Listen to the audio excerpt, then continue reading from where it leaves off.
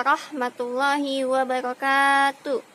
Selamat pagi anak-anak ibu semuanya. Bagaimana kabarnya hari ini? Mudah-mudahan kita semua dalam lindungan Allah Subhanahu wa Ta'ala dan diberikan kesehatan serta keselamatan agar terhindar dari virus yang sedang mewabah di negara kita ini. Oke, kita masuk ke semester genap, pertemuan semester genap. Nah, gimana nilai semester ganjil kemarin pelajaran bahasa Indonesia? Udah dilihat kan?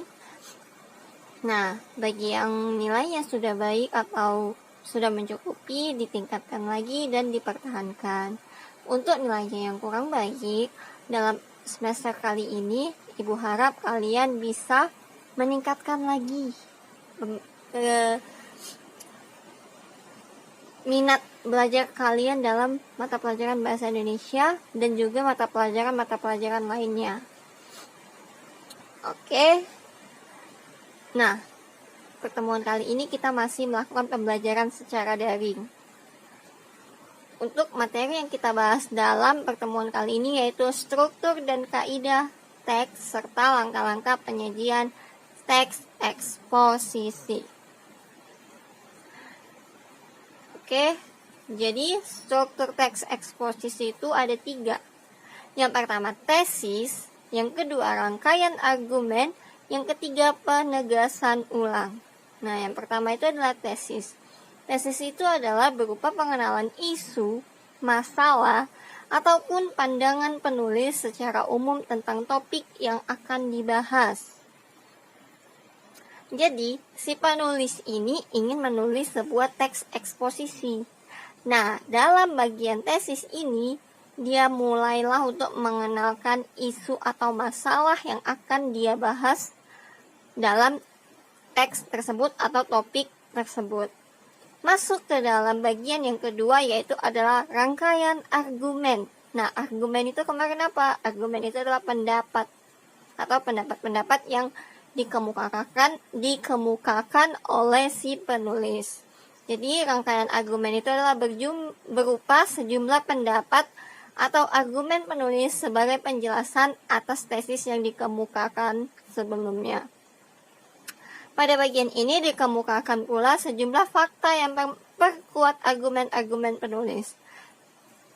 Yang kemarin lalu juga kita udah bahas bahwa jika kita menyampaikan sebuah argumen, sebaiknya kita juga lampirkan beberapa fakta-fakta untuk mendukung argumen kita. Jadi orang yang baca teks kita itu bisa mempercayai argumen kita. Yang ketiga, penegasan ulang. Nah, tadi udah ada tesis. Tesis itu hanya mengenalkan isunya. Selanjutnya kita ke rangkaian argumen itu yaitu pendapat dari si penulis tentang isu atau topik yang dibahas. Selanjutnya ke penegasan ulang yaitu sebagai perumusan kembali secara ringkas. Bagian ini sering pula disebut penutup atau simpulan. Jadi penegasan ulang ini adalah menegaskan dari tesis yang di atas saja tentang argumen-argumen itu dijelaskan lagi di dalam bagian penegasan ulang. Nah, berikut adalah contoh analisis struktur teks eksposisi. Bagian tesisnya adalah, jika pemerintah tidak cepat bertindak dalam 10 tahun mendatang, hutan Sumatera akan musnah dan diikuti oleh musnahnya hutan Kalimantan. Bagian itu disebut tesis karena mengenalkan permasalahan utama, kemungkinan musnahnya hutan. Bagian itulah yang kemudian menjadi fokus utama pembahasan teks tersebut. Nah, contoh tesisnya itu adalah dari kalimat, jika pemerintah tidak cepat bertindak dalam 10 tahun mendatang, hutan Sumatera akan musnah dan diikuti oleh musnahnya hutan Kalimantan. Jadi isu yang coba dikenalkan oleh penulis adalah atau masalah yang ingin dibahas oleh si penulis dalam teks tersebut yaitu musnahnya hutan yang ada di Indonesia. Nah, dia mulai munculkanlah masalahnya pada bagian tesis. Selanjutnya dia masuk ke rangkaian argumen. Nah, argumen itu tadi adalah pendapat-pendapat yang dikumpulkan oleh si penulis, dan juga ada berupa beberapa fakta yang menguatkan argumennya si penulis. Nah, di sini disampaikan bahwa pengelolaan hutan tidak menunjukkan adanya tanda-tanda perbaikan dibandingkan tahun sebelumnya. Sebaliknya, kecenderungannya justru semakin memburuk. Kebakaran hutan masih terus terjadi. Penebangan liar semakin meningkat. Diperburuk lagi dengan rencana pembukaan lahan hutan lindung bagi pertambangan. Keadaan tersebut jelas menambah suram nasib hutan. Nah, di sini argumennya si penulis adalah bahwa pengelolaan hutan tidak menunjukkan adanya tanda-tanda perbaikan dibandingkan tahun sebelumnya. Dia juga menguatkan dengan argumennya, yaitu kebakaran hutan masih sering terjadi atau masih terus terjadi.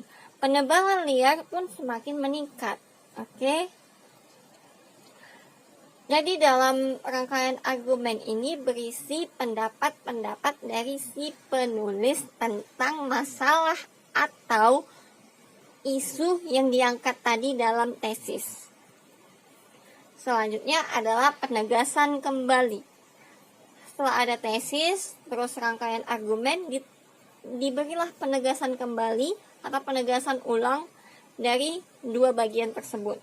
Yaitu, rupanya kedua masalah itu belum cukup. Pemerintah menambah rencana pembukaan kawasan hutan lindung untuk areal pertambangan.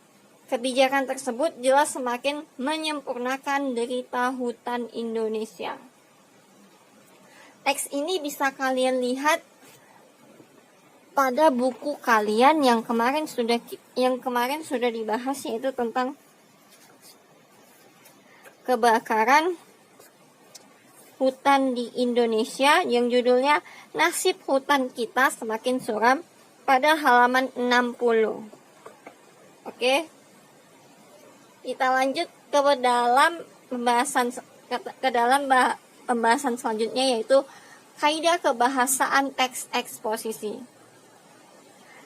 Kaidah kebahasaan teks eksposisi yaitu adalah unsur-unsur kebahasaan yang digunakan dalam teks eksposisi. Yang pertama itu adalah menggunakan kata-kata teknis atau peristilahan yang berkenaan dengan topik yang dibahas.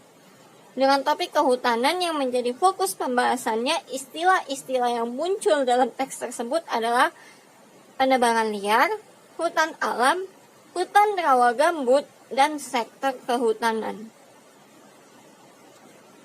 Oke, jadi pada teks eksposisi itu menggunakan kata-kata teknis atau peristilahan yang berkenaan dengan topik yang akan dibahas. Nah, tadi kan kita membahas teksnya itu tentang hutan. Jadi, biasanya dalam hutan itu adalah ada berupa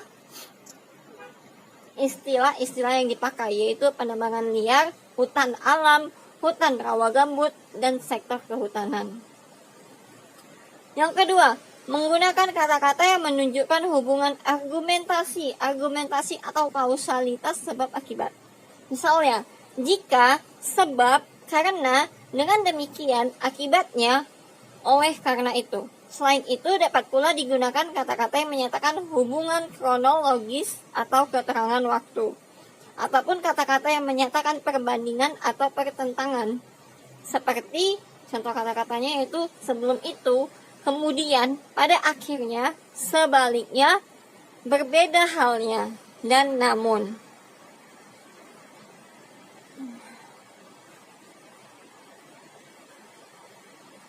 Contoh kalimatnya itu bisa kalian lihat dalam teks Nasib Hutan Kita Semakin Suram halaman 60, ada pada paragraf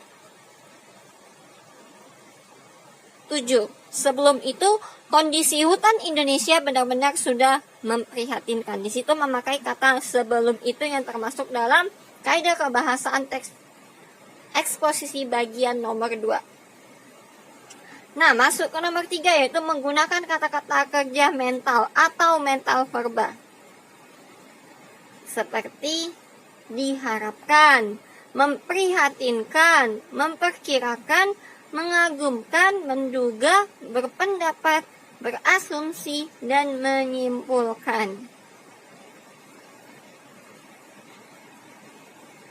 Nah, yang keempat adalah menggunakan kata-kata perujukan seperti berdasarkan data, merujuk pada pendapat. Nah, kata-kata ini biasa digunakan untuk menguatkan argumen si penulis dalam teks eksposisi. Yang kelima yaitu menggunakan kata-kata persuasif. Persuasif itu artinya mengajak. Contohnya seperti hendaklah, sebaiknya, diharapkan, perlu, harus. Selain itu, teks eksposisi lebih sering menggunakan kata-kata denotatif, yaitu kata yang bermakna sebenarnya. Kata itu belum mengalami perubahan ataupun penambahan makna.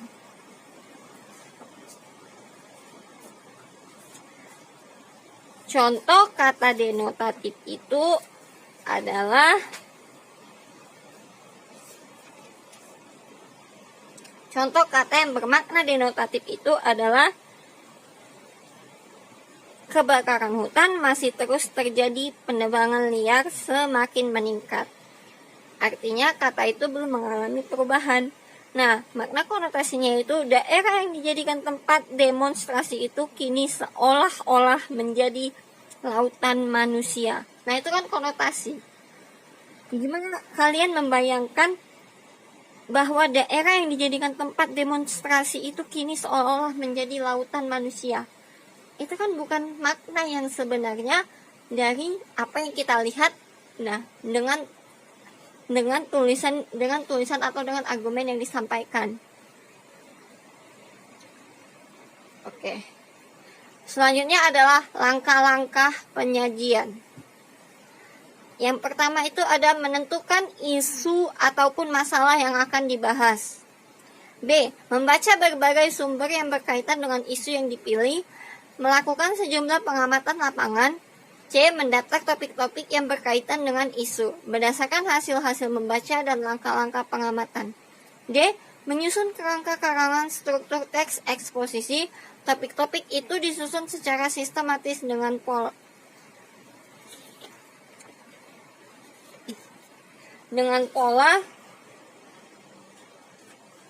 yang ada pada buku kalian halaman 85. Setelah itu dikembangkanlah kerangka tersebut menjadi teks eksposisi. Jadi langkah-langkah untuk menyajikan sebuah teks eksposisi yang pertama itu kalian harus cari isu ataupun masalah yang akan kalian bahas. Selanjutnya, kalian baca sumber yang berkaitan dengan isu yang kalian angkat tersebut. Ataupun kalian bisa mengamati secara langsung tentang isu tersebut. Misalnya kalian akan mengangkat sebuah isu tentang masalah sampah yang ada di Kota Pematang Siantar. Nah, kalian amati langsung di sekitar kalian itu, di sekitar lingkungan kalian. Kalian kan tinggal di Pematang Siantar, jadi kalian amati gimana sih pengelolaan sampah di Pematang Siantar ini di dekat rumah kalian itu, apa masih ada sampah berserakan atau sudah terlihat bersih atau rapi.